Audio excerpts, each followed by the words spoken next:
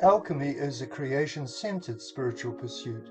Our view is not that we are somehow fallen or under some sort of curse, but that everything is a blessing and that everything in nature has a purpose. Furthermore, there is an invisible animating life force that penetrates the material world. The natural sciences are now beginning to better appreciate this. It is now known that trees, for example, are communicating with each other through networks in their roots, and also through intermediary systems such as mosses like mycelia that share their habitat. Through these means, these forest neighbors are continually sharing nutrients and information. They can even impede the spread of unwelcome plants by emitting toxic chemicals, and these networks can extend for many kilometers. But this is ancient wisdom and has been known to alchemists and sages for centuries, perhaps thousands of years. The interconnected nature of creation is described in spiritual alchemy in terms of the world soul.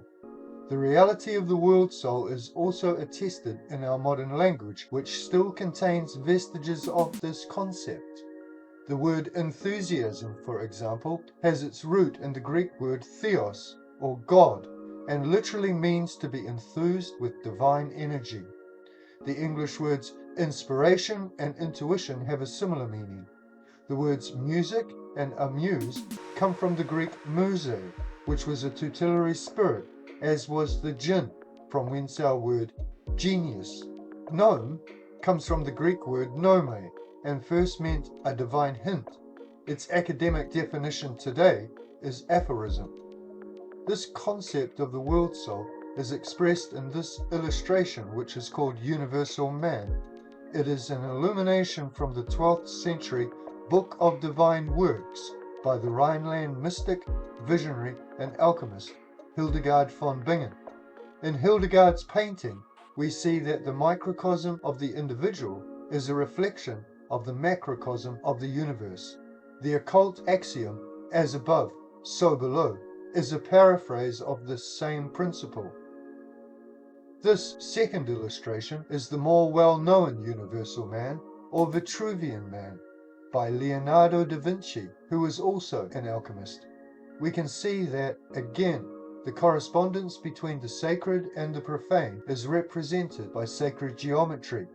In this second example, the esoteric principle of squaring the circle is central to the composition. This woodcut is the 21st emblem of Michael Myers' 1618 alchemical work Atalanta Fulgiens. Once again, we see the symbol of squaring the circle. There is a supraconscious level to nature that we are beginning to recognize through formal science, thanks to more sensitive and sophisticated methods of observation. Spiritual alchemy is no pie-in-the-sky speculation, but a down-to-earth system.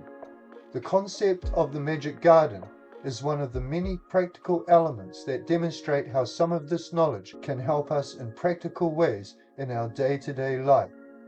Blessing and abundance are very important aspects of the universe that can be accessed by the healing nature of many plants that are considered weeds. In fact, it is very often the plants that grow wild as so-called weeds that can have the greatest healing properties.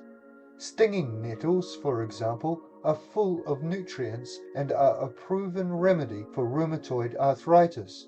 An essential aspect of the concept of the magic garden is that the soil itself is also communicating to the greater ecosystem, and it will magnetically attract the plants that it needs to provide the nutrients that it is lacking for a well-balanced and healthy constitution. A soil that is lacking nitrogen, for example, will draw lupins or other plants to grow in it, which will bring the lacking and needed element. Therefore, it follows that it is the poorest soils which cannot sustain many plants, which will attract the plants that can provide the most nutrients, and it is these plants that have the most powerful healing properties. I invite you to join me on a journey exploring the diverse aspects of the magic garden as we encounter various healing herbs and discuss their growing and use.